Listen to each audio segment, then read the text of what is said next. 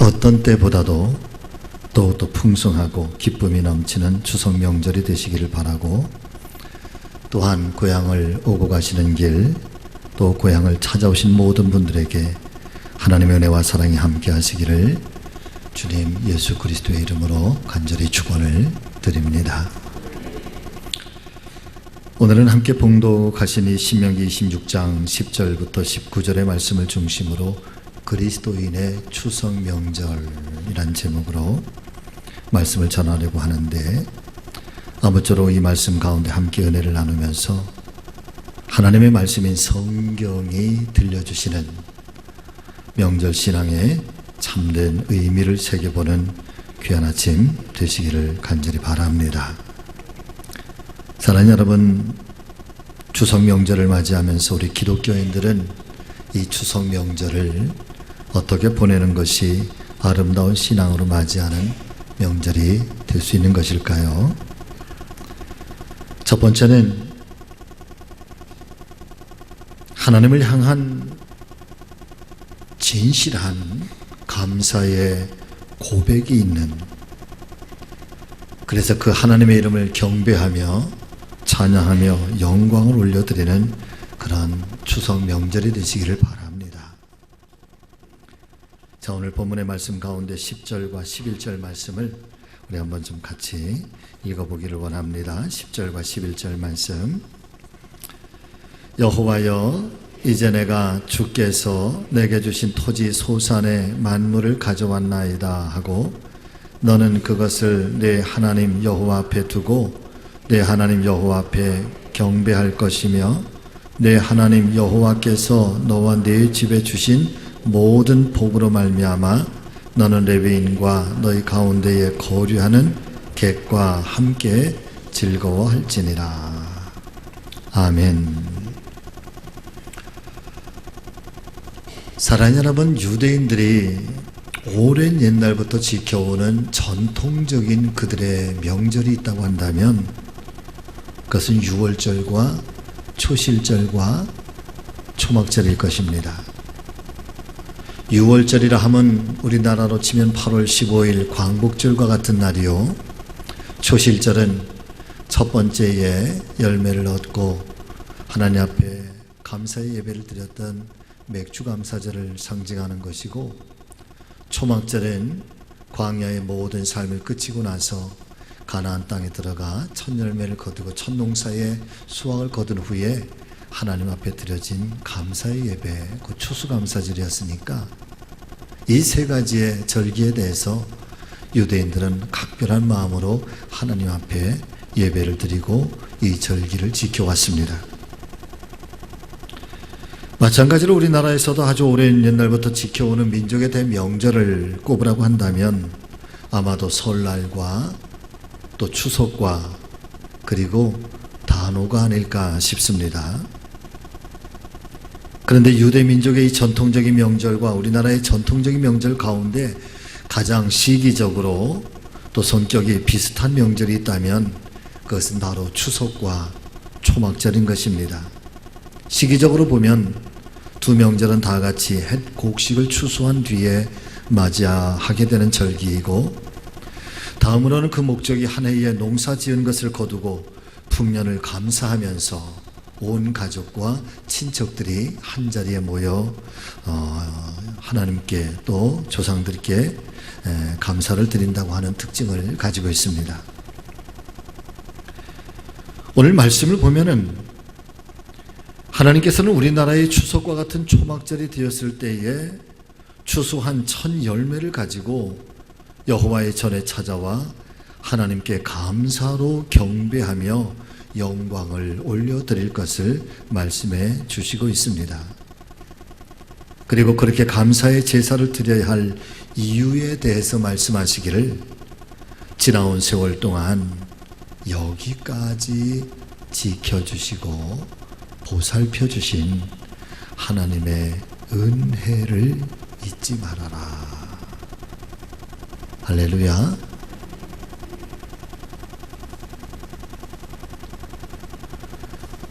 오늘 이 순간까지 지켜주신 하나님, 지금 이 순간까지 인도해 주신 그 하나님의 지극한 사랑에 대해서, 그 깊은 사랑에 대해서 너희는 잊지 말고 기억하여라. 그리고 그 하나님께 진실한 마음으로 감사를 드리고 그의 이름을 영광스럽게 하는 경배와 찬양을 올려드려라. 이것이 하나님의 백성으로서 지켜야 할 마땅한 도리이고 신앙이라고 가르쳐 주시고 있는 것입니다. 사랑하는 성도 여러분, 추석의 본래적인 의미가 한 해의 풍년을 인하여 하늘과 조상님께 감사하고 가족과 이웃들과 기쁨의 잔치를 나누며 즐거워하는 것이 아니겠습니까? 하나님의 은혜를 알지 못하던 옛 사람들이야 그저 풍요롭고 평안한 것이 하늘과 조상의 은덕이라고 생각했지만, 그러나 오늘 우리 그리스도인들은 그 모든 것이 오늘도 살아계신 하나님의 사랑과 하나님의 은총임을 고백하고 있는 줄로 믿습니다. 누가복음 17장 11절 이하 19절의 말씀을 보면은 예수님께서 예루살렘을 향하여 사마리아를 지나서 갈릴리를 지나가실 때 10명의 문둥병자들이 예수님을 찾아 나와서 우리를 긍휼히 여겨 주옵소서, 그리고 우리의 이 문둥병, 이 상한 마음, 상한 몸을 고쳐주시옵소서라고 간절하게 요청하는 장면을 우리는 발견하게 됩니다. 그런데 이상한 것은 예수님께서 그들에게 어떤 치료의 행위도 하지 않으신 채 다만 제사장들에게 가서 너희들의 몸을 보이라 말씀하시고, 또한 그들이 말씀 안에서 순종하고 각자 제사장을 찾아갈 때 놀랍게도 가는 도중에 그들의 몸이 깨끗하게 치료되는 기적을 체험하게 되는 것입니다. 성경은 이 이야기를 우리에게 들려주시면서 치료의 사건이 끝난 이후에 무엇인가 새로운 일들이, 새로운 문제가 발생하고 있음을 우리에게 들려주시고 있습니다. 10명의 문둥병자들은 제사장을 향해서 찾아가던 중에 자신들의 몸에서 무엇인가 이상한 일이 일어나고 있었음을 느꼈을 것입니다. 그리고 평생을 고통스럽게 만들었던 이 병의 근원이 마르고 이 문둥병이 깨끗이 낫게 되었던 것을 그들은 알게 되었을 것입니다. 사랑하는 성도 여러분, 문둥병이 어떤 병입니까? 천형이라고 하였습니다. 하늘의 병이라고 했습니다. 가족과도 함께 살 수 없고 사람들과 함께 거주할 수 없으며 그들은 쫓겨남의 삶을 살아야 되고 고독과 외로움의 삶을 살아야 되고 아무런 치료할 수 있는 방법도, 치료할 수 있는 약도 없을 때 그들은 그 천형의 병과 사투를 벌이면서 살아야 되는 정말 고통스러운 병이 바로 문둥병입니다.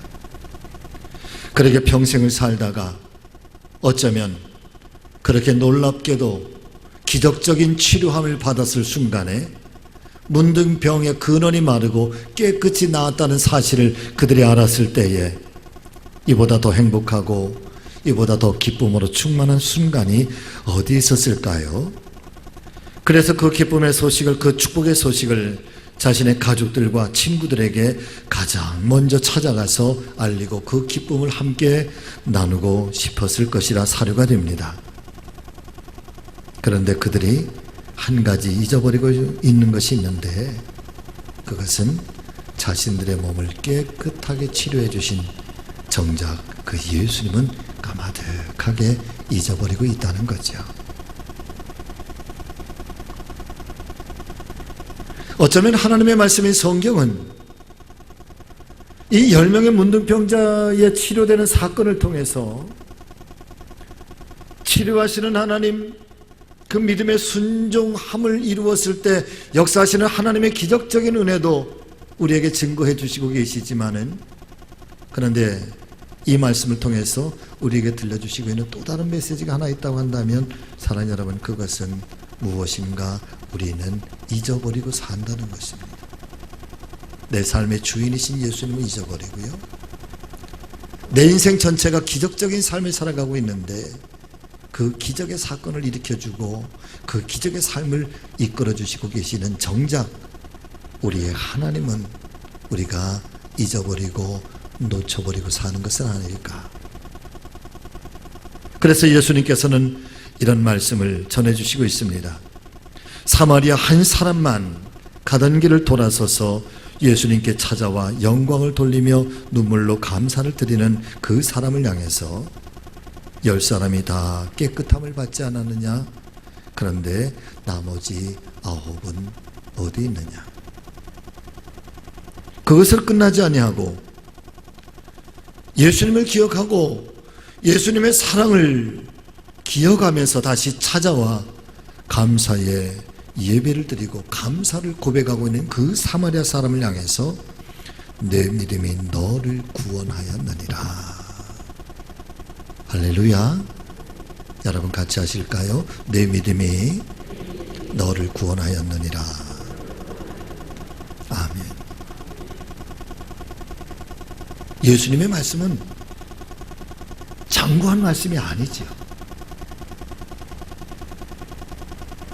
여러 토를 달고 있는 말씀이 아닙니다. 굳이 그 말씀을 해석하려고 하시지도 않습니다. 한마디의 말씀. 내 믿음이 너를 구원하였다.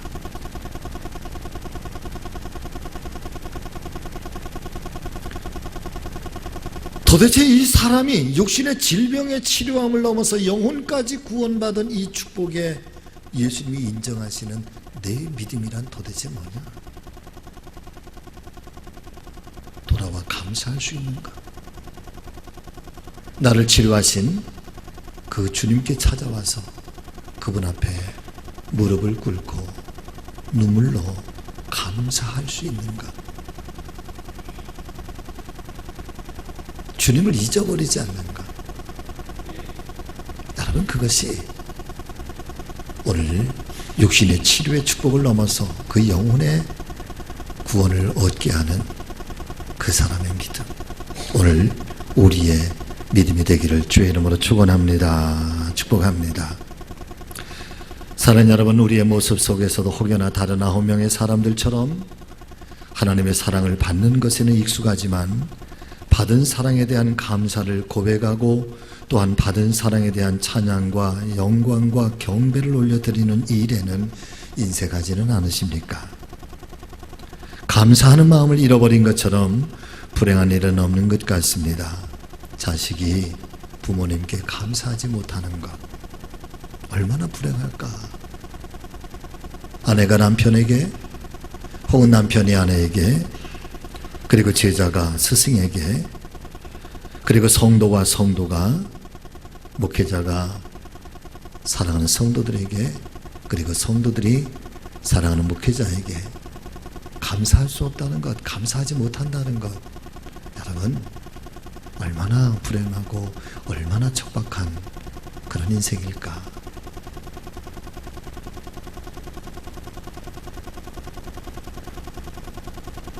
같이 해보실까요? 성도가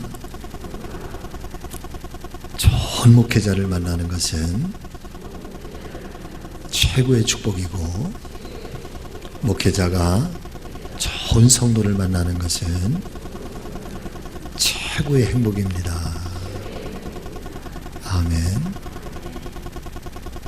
여러분들이 정말 좋은 목자를 만나는 것은 여러분들의 신앙에, 여러분들의 생애에 최고의 축복이래요.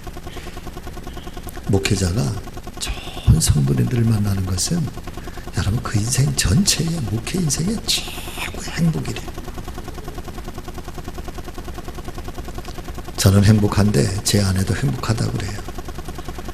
우리 성주교회 모든 성도님들도 복이 되시기를 주의 이름으로 축원합니다. 아멘. 우분투 한번 인사하실까요? 당신 때문에 내가 행복합니다. 자, 시작. 우리 교회 때문에 내가 행복합니다. 이왕 인사하는 김에 이렇게도 인사 한번 해보세요. 목사님 때문에 행복합니다. 하여튼 저는 요즘에 엎드려서 저를 자주 받으려고 그래요. 저는, 제 아내는, 저희 가족은 우리 식구들 때문에, 성지교 성도님들 때문에 너무 행복해. 진짜 행복해요.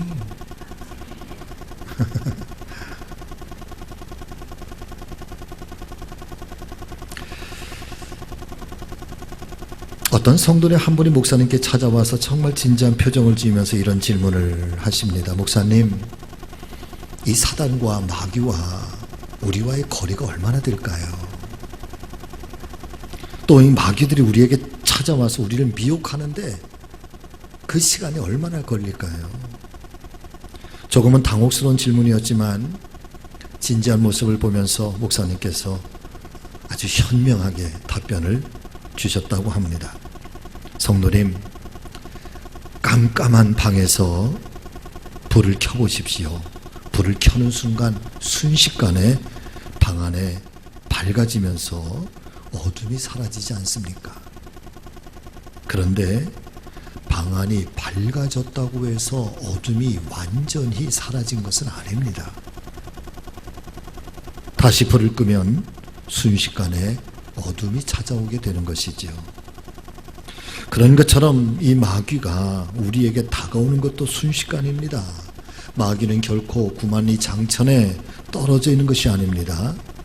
우리 안에 그리스도의 빛이 없으면 이 마귀는 순식간에 다가와서 우리의 영혼을 도적질하고 우리의 평강을 빼앗아가고 결국에는 우리를 멸망시키게 될 것입니다. 그러나 우리 안에 그리스도의 생명의 빛이 떠나지 않고 늘 밝혀져 있으면 마귀는 순식간에 사라지고 다시는 결코 다가올 수가 없을 것입니다.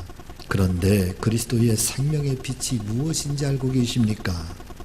그것은 바로 성도의 기도와 감사하는 믿음이 바로 생명의 빛인 것입니다. 사랑하는 믿음의 가족 여러분,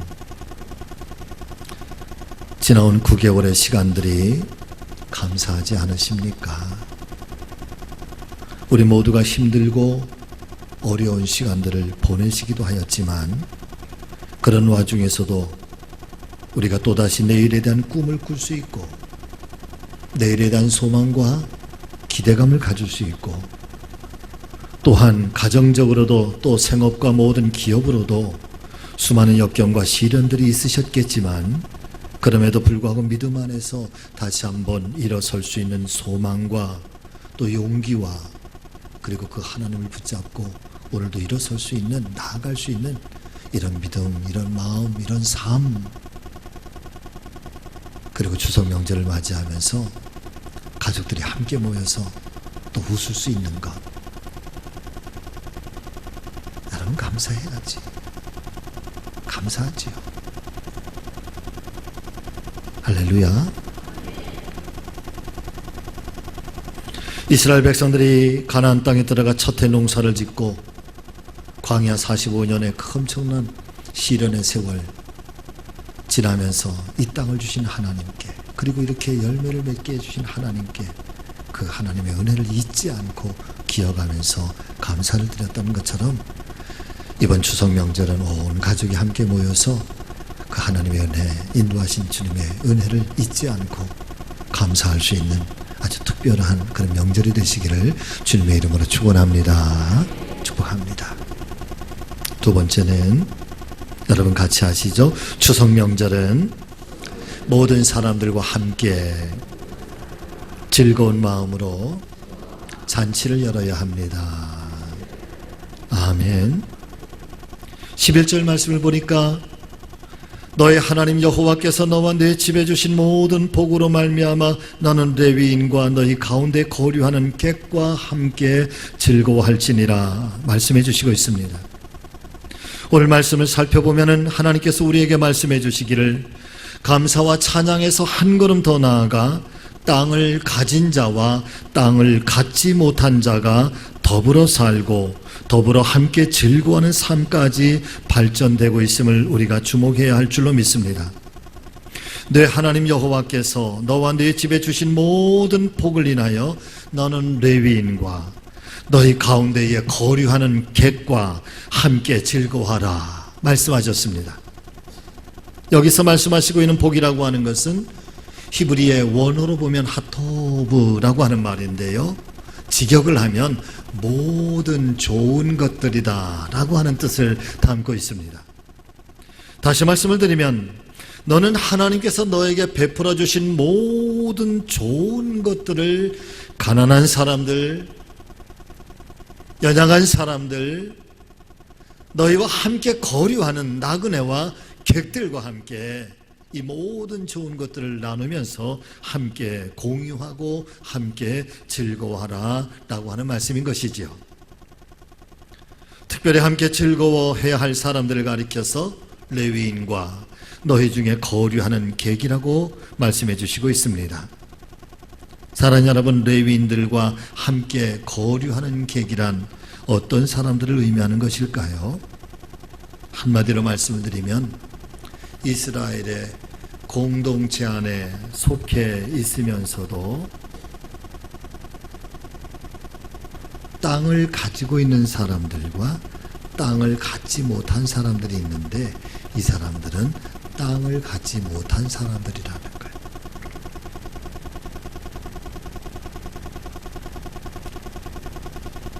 (45년) 동안 광야의 삶을 거쳐서 겨우 여호수아와 더불어서 가나안 땅에 들어왔습니다. 초기 5년 동안 땅을 분배를 해 주었는데도 그 땅을 정복하지 못하고 나아가지를 못합니다.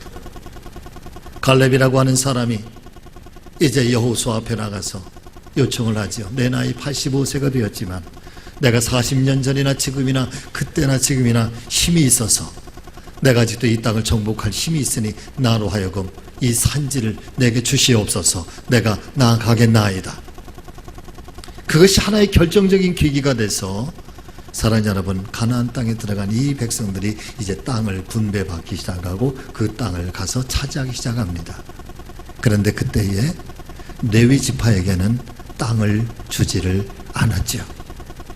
너희는 여호와의 성전과 여호와의 성막을 돌보고 그리고 제사를 지는 이 백성들을 도우면서 살라. 그리고 거류하는 객들이 있었습니다. 나그네와 같은 사람들이 있었습니다. 출애굽할 때에 이스라엘 백성들과 함께 탈출을 했던 이방 민족들입니다.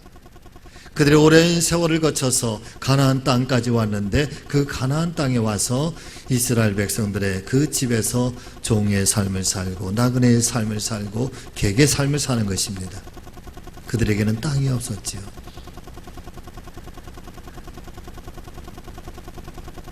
모두가 분배받은 땅에서 이 가을에 대해서 모두가 풍성한 수확을 거두면서 신이 나는 인생을 살고 있지만, 사실상 아무것도 거둘 것이 없었던 그 사람들은 추수의 계절이 돌아와도 즐거워해야 할 일이 없었던 것입니다.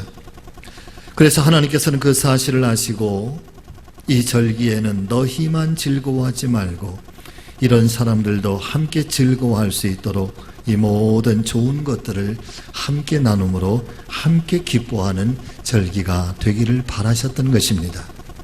그래서 말씀하시는 거죠. 레위인들과 너희 중에 거류하는 객들과 함께 즐거워할지니라.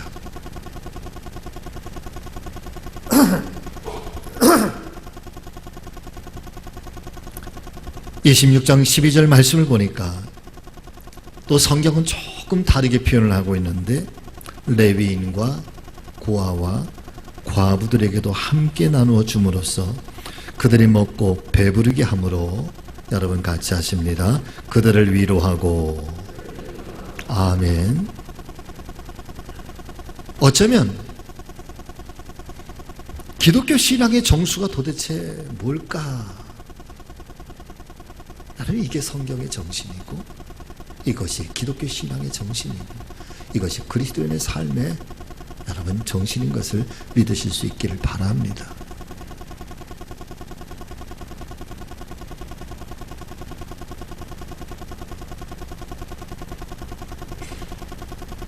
하나님 은혜의 삶이라고 하는 것,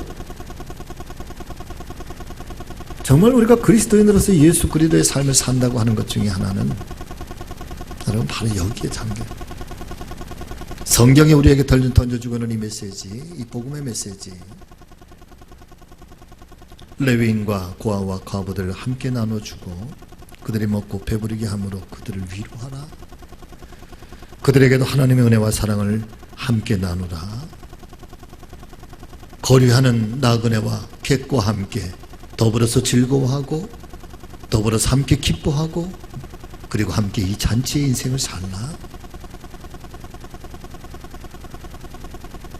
사랑하는 여러분, 누구나 그 공동체 안에서 우리 모두가 함께 그리고 더불어의 신앙으로 함께 즐거워하고 함께 행복을 나누는 그런 교회, 그런 성도들이 될 때 하나님께서 우리의 모습을 기뻐하시게 될 줄로 믿습니다. 아무쪼록 이 명절 때가 돼서 사랑하는 여러분, 명절이기 때문에 즐겁고 명절이기 때문에 행복하지만 그러나 반대로 명절이기 때문에 더 외롭고 명절이기 때문에 더 슬퍼하는 사람도 있다는 사실을 여러분 우리가 잊지 말아야 할 것입니다.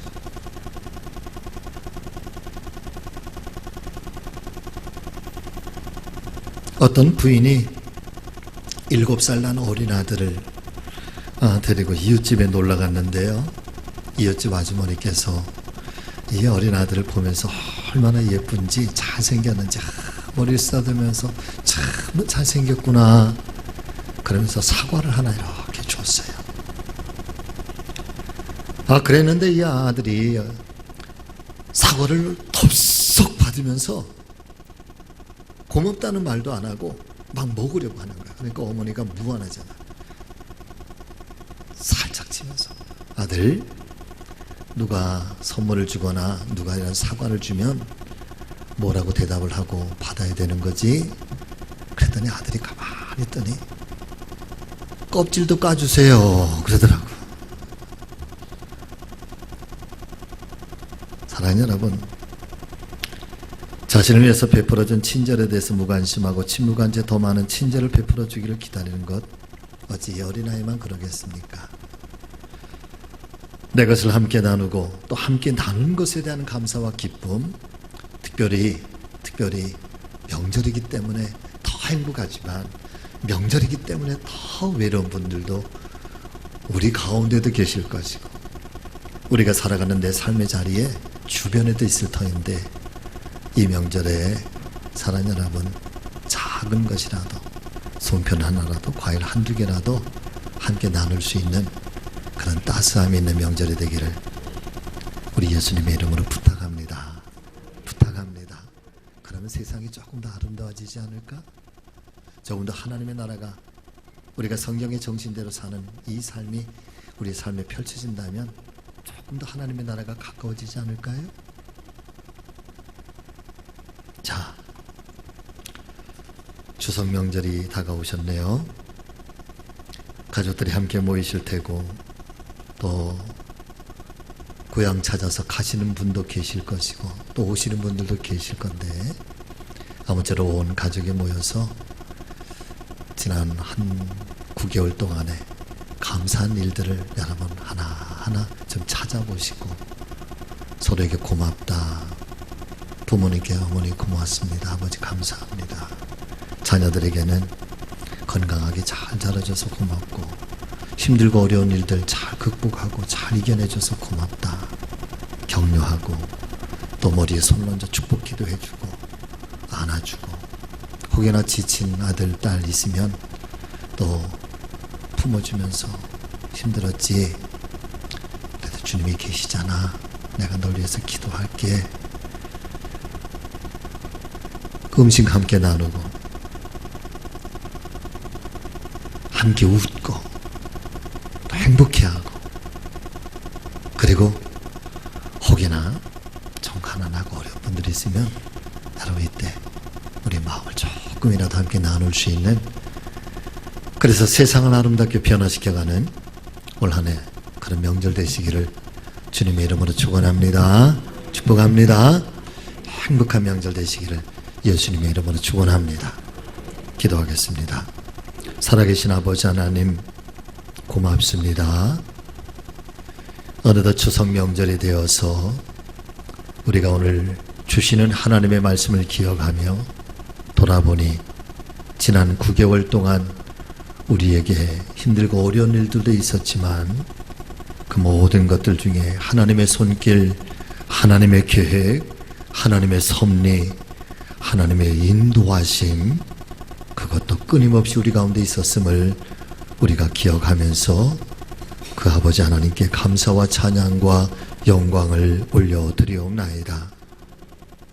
앞으로도 더 큰 은혜와 복을 나리워 주시옵소서. 믿음의 반석 위에 살게 하시고 또 하나님 따스한 마음으로 명절이기 때문에 기뻐하고 행복하지만 그러나 명절이기 때문에 더 외로운 분도 계실 수도 있는 걸 알게 하사 우리의 손이 따뜻한 손 되게 하시고 우리의 마음이 예수의 마음으로 함께 돌아볼 수 있는 섬김과 나눔이 있는 절기가 되게 하여 주시옵소서. 또 오고 가는 모든 여정길에 성령께서 함께 동행하사 지켜주시옵시고 하나님 아버지 은혜와 복을 나리워 주시옵소서. 감사하고 예수님의 이름으로 간절히 기도하옵나이다. 아멘.